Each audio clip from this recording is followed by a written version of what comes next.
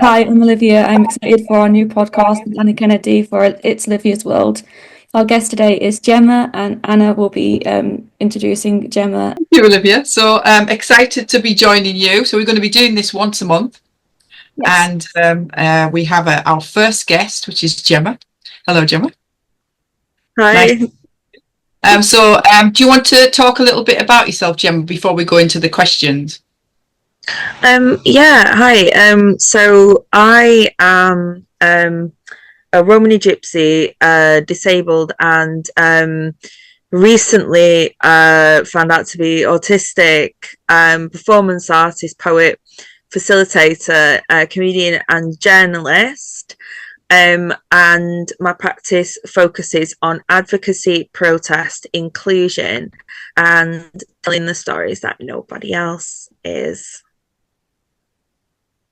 Thank you. Hi, I'm Anna Kennedy. I have two sons that are on the autism spectrum, Patrick and Angelo. Patrick's 35, Angelo's 32, and my husband, Sean, is also on the spectrum, who's diagnosed 30 years, might even be more now ago, and he's a barrister.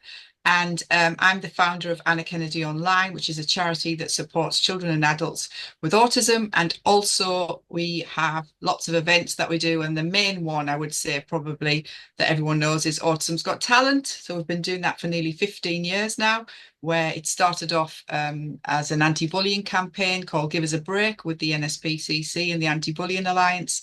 And then from then I met a lovely lady called Maggie Patterson, who is a principal of a performing arts school, and we created Autism's Got Talent together, and we've never looked back since. Amazing talent. So if you want to check out the charity website, and you can see a lot of the work that we do and meet a lot of my ambassadors, charity champions and patrons, it's www.annakennedyoonline.com. And I'm excited now on this new venture with Olivia to be doing a podcast once a month. So I look forward to it. yeah. We've known each other a little while, let's say, Olivia and I. I think it's going on 4 years now, isn't it, Anna? Yeah, all the days roll into one for me. There's and we've been on a few little visits, haven't we? We've been to number 10, we've been to the Royal Albert Hall. Where else have we been?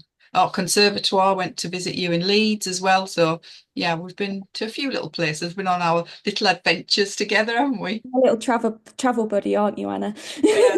You can get me across London without having a panic attack. And me joined us too. So okay. So Gemma, so it's over to you now. So thank you for being our guest today. We appreciate you taking your time out. And Olivia's going to ask the questions, and then I'll jump in and out. Yeah. So obviously you've just recently been diagnosed with autism, like you mentioned. Why did you pursue a late diagnosis, and how did it kind of go through? How did it go? What was the process? So about 2 years ago, I was back in touch with the mental health services near me because I was struggling quite a bit. And I spoke about how I was feeling, and the psychiatrist who I'd seen for years beforehand said, "Oh, your son's autistic. Okay, this might be the issue. This might be one of the issues. Have you ever pursued diagnosis?" And I said, "Well, no." And then I was supported by a counsellor who provided me this amazing, like, pre-written letter that I just had to put my details into. And I found out that in the NHS, as long as you're registered with a GP, you've basically got this legal right called right to choose a provider for specialist healthcare services, and one of those things is autism diagnosis. So I went through Psychiatry UK, and it was quite a lengthy process, but I think it always is. So firstly, they asked for a whole bunch of stuff off my husband, my mum and dad, all different kinds of like surveys everyone filled in. And then I waited 12 months and got an appointment. And what I didn't realise is I was going to be diagnosed at that appointment. So it was a bit of a shell shock. I came off the call and my husband said, "How are you?" And I said, "Whoa, I'm autistic." So it was like, wow, okay. I'd always struggled socially. I'd always struggled in work and in education to understand things, to grasp things. And it's catharsis. I just wanted the answers. And this is the answer to so much. Spoken to so many people that once they've got the diagnosis, no matter what age they are, they just feel like a big weight has been lifted from their shoulders. And I've shared before when I've done podcasts, I remember speaking to a gentleman, he was 73, and he got a diagnosis of autism, and he just said, "I don't want to do anything with it. I just want to know. I just want to know why I feel the way I feel, why I look at the world the way, and why sometimes people talk to me and it, I'm not quite sure what they're talking about, or might just go over the top of my head, or it's taken me a little bit longer to process the information." So it's just like, so what I wanted to ask was, because how old is your son been diagnosed with autism? So he's 12 and he's diagnosed at 7, but that was first picked up at 3 because luckily for us, his nursery teacher was an ex-Senko. Wow, and all the things we've been kind of experiencing with him, which we had nothing to compare to, because he's an only child, all sort of made sense when she was like, "Yeah, I think this is probably autism." So when you were looking back, obviously going through the process with your son, and I know obviously autism can display itself differently with women, was there some of the traits, or were you looking at it thinking, that sounds a little bit like me, or I can totally identify with this, or? I think at the time I probably put it down to other things. My university, I was at 21, got provided me with sort of a diagnosis of dyslexia and dyspraxia. Okay. So a lot of it I put down to that. Okay. And I'd also been diagnosed with OCD at the age of 18. Okay. So a lot of my obsessive behaviour, I was like, well, that's OCD. So it all seemed to just attribute to something I already was diagnosed with. Okay. And actually, me and my son do present in a lot of contrasting ways, but actually a lot of overlapping ways as well. There was a lovely moment the other evening. It was only Viennetta, but my husband went and got us both a piece of Viennetta, and he gave us the balls, and we both went, as they came towards us, and he was like, "Look at your little matching stims," and I was like, "Oh god, yeah, that's okay, that's what that is." Yeah. So there's like these beautiful moments, and my son said that, "Oh, we're autism buddies now." Yeah. Nice. Which is lovely. I always find it really frustrating as well, when you get diagnosed and everything kind of just clicks. Obviously for me it was quite difficult to accept my diagnosis to start with. Obviously, Anna, you were part of that process as well. I was very much struggling to accept it because I didn't know any women on the spectrum at that time. Now I have a whole list of women on the spectrum that I know, which is quite funny. But obviously I find that when you do get diagnosed, people tend to go, "Oh, well, you're acting more like your autism diagnosis now. Now you've been diagnosed." And I'm like, no, I'm learning to unmask is what I'm doing. And I think there's misconceptions of, when you first get diagnosed, it's quite difficult, and you kind of always feel like you have to explain. Yeah, I know. It's just everyone has different experiences, and the wait times as well for autism diagnosis is just ridiculous at the moment. So and I just recently heard as well in Scotland that there was quite a number of people on the list, and there was something like 2-year waiting list, and basically they've just chopped that list. So all of those people that have been waiting 2 years, they're no longer on the list for a diagnosis, and I just think that is horrendous. Can you imagine waiting 2 years and then being told, "Oh, we're not going to diagnose you now because we've just taken everyone off the list"? Particularly when you're trying to get it during their education, it's life-changing when you have that diagnosis through education. And if I got the correct support through my academic education through secondary and primary, because I went in for my autism diagnosis when I was 7 to start with, And my psychiatrist at the time, because it was back in 2007, didn't believe women could get autism. So, you know, I didn't get diagnosed obviously until I was 21. I think I went in 3 times before I got my actual diagnosis. Yeah, I'd always recommend early intervention, because I've seen the difference when children have been diagnosed so early, the outcomes and the progress that can be made.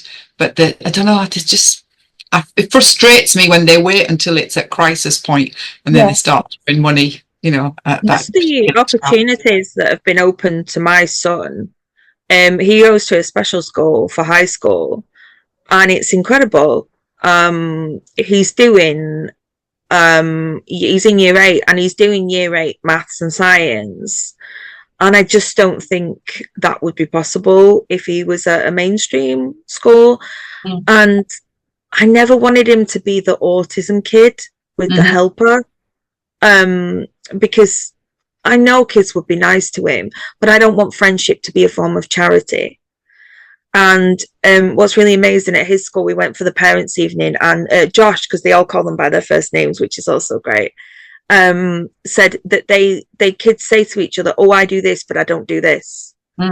You know, like they openly discuss it with each other as well. And he's got some really, really good friends, and the activities that are open to him.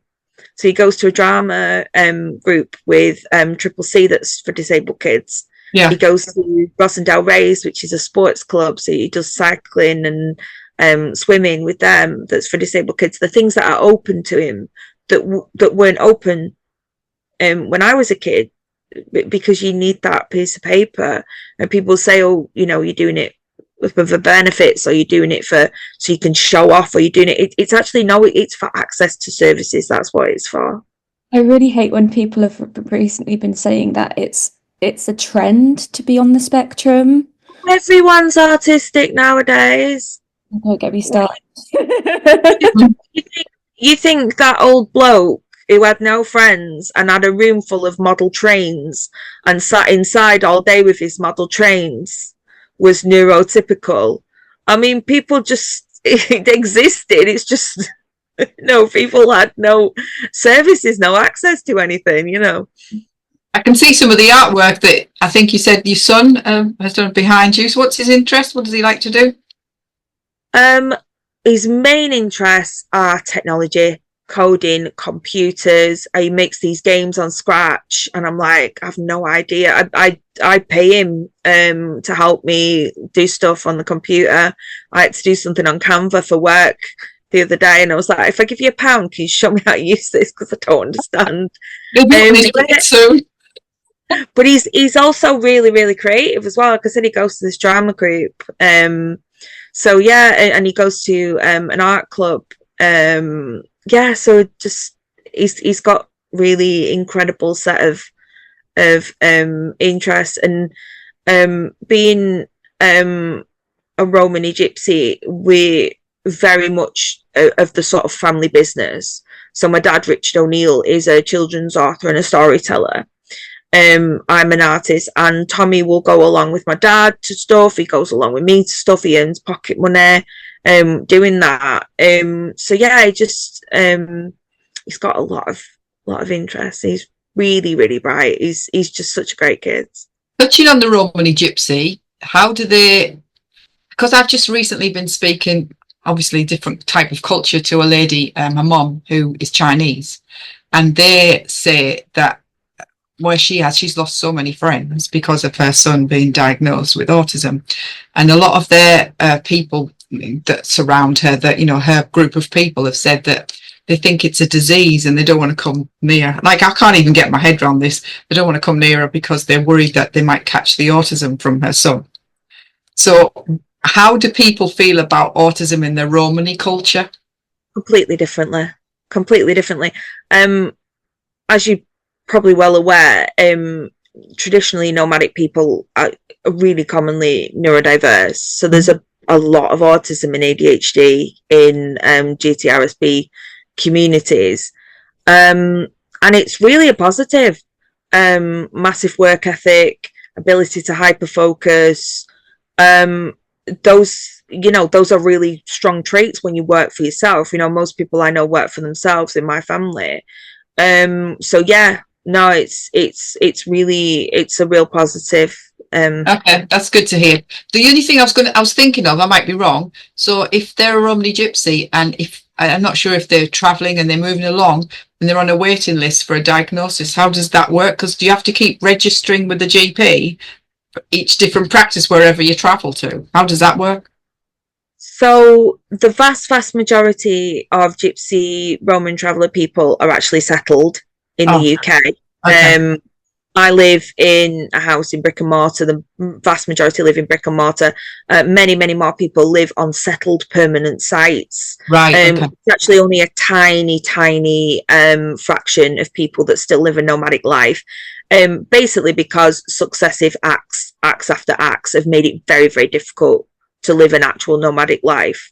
Okay. But the history of that nomadic life is obviously in our genes. Yes. And in the sort of structures of our brains. But yeah, actually it's only a tiny fraction of people who travel all the time. Okay. How is Got any more questions, Olivia? Yeah, how is being a mother on the spectrum? Do you like notice a different compared to like your neurotypical friends who are not on the spectrum when they're like? I don't think I have any friends who don't have something going on. So I'm not sure I have any sort of normal friends to compare to. But I would say I inherently understand Tommy. You know, I get what makes him tick, and I can be incredibly supportive. Like if he's coming towards a meltdown, my first instinct wouldn't be to shush him, to tell him off. My first instinct would be to say, take a breath, because otherwise your words won't be able to come out, because I know exactly how that feels when your words get jammed. So I think from that I can mother him much better. And I know what it's like to struggle at school, and I know what it's like to struggle socially. So I spend a lot of time, and we spent a lot of my husband and I spent a lot of time and a lot of effort getting him into this school that he's in. And I think it's really, I can empathize. And my husband is going through ADHD diagnosis at the minute as well. So we both get, Tommy's got autism and ADHD. So we both get him in a different way. So I think it makes us inherently better parents to Tommy. But yeah, I'm not sure I've got anyone to compare to who's not somewhere on some spectrum. So I was going to say, would you recommend to other people to go for a diagnosis if they were a lot older? That'd be something that you would like to do. Do you know what? I'm 41. My Yeah. grandma lived to 95. If I live as long as my grandma, I'm not even halfway through my life. So yeah, definitely. I've got all these years ahead of me, and I understand myself at last, and I can forgive myself, and I can grieve for the little girl that never got help.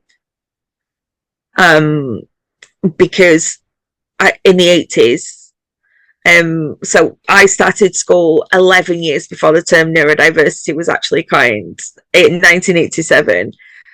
And back then, little girls, not in the home, because I used to go working with my dad when my dad was like doing roofing and building and stuff. Yeah, but in school, it was be a young lady, and I spent a lot of time in school being socialized to be passive, nurturing, accommodating, and to fly under the radar. Yeah.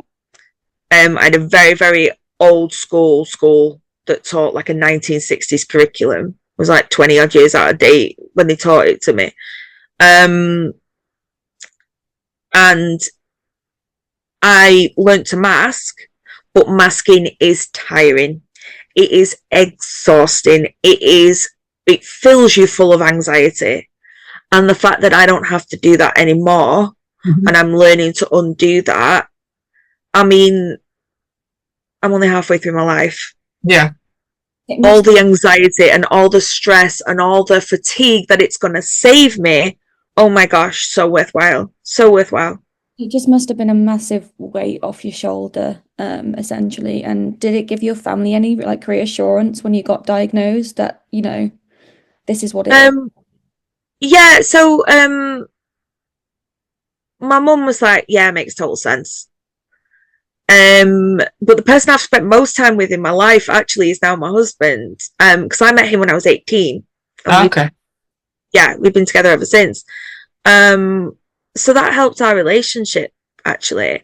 And it pushed him to pursue his ADHD diagnosis as well, which was again something that, because he could sit down and read a book and concentrate back in the sort of 80s, 90s, you know, he's only a year or so older than me. So back then it was just, you know, ADHD was running around screaming, shouting, fighting. If he could sit down and read a book, he didn't have it. So that's helped, and it's really helped our relationship as well. But we're so in tune with each other, and we're so close as a family. We call ourselves Team Lees. Nice. I think it's just really just cemented all of that, you know. When you sent me the text that you got diagnosed, a little whoop came out because I know that how much you tried to fight for that. So I was just going to say, what can you see for the future for you all as a family?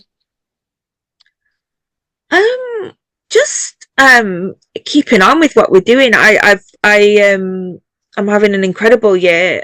This year I got DYCP from the Arts Council, so that's exciting. I've got some really cool jobs this year, including sort of a big celebration of GRT History Month with Factory International on the 1st of June, and just super exciting stuff. Just keep doing what we do.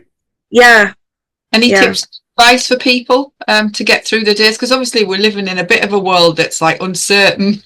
Everything's like, feels like it's changing every single day. So obviously for people, a lot of people on the autism spectrum, they like routine, they like to know what's happening, they like predictability. So any tips and advice for people that might be struggling at the minute?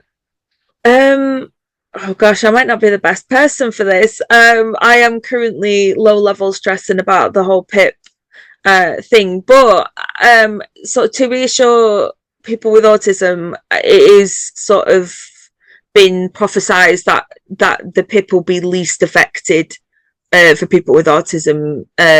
So that's good advice. And honestly, just find something that you love and that you want to hyper focus on, and an outlet for your incredible work ethic and an outlet for your incredible sense of justice and fairness. I have an article coming out in the New Travellers Times magazine about the PIP thing, and I very much enjoyed getting very angry about that and writing a very angry piece about it. It's therapeutic then. Find that thing that you love, and don't be afraid to like unashamedly be autistic. You know, the whole everyone's autistic nowadays. No, I was autistic when I was born. It's just no one believed me for 40 years. Mm-hmm. Just and find that autistic joy. You know, find that amazing thing that amazing way that you experience the world through your senses that other people can't do. That wonderful 3D visualization you can do inside your mind where you see a completed project before you've even put pen to paper or anything. Just enjoy that. And you'll thrive. Oh, that's lovely. It's been a pleasure talking to you. Have you got any more questions, Olivia? No, I don't, but thank you so much for that, Gemma. I really appreciate you. Thank you again, Olivia. I always enjoy our talks, and absolutely lovely to meet you, Anna, and hear about all the amazing things you've been doing. Just incredible women. Okay, well, take care, and thank you again for taking time out. Bye-bye. Bye.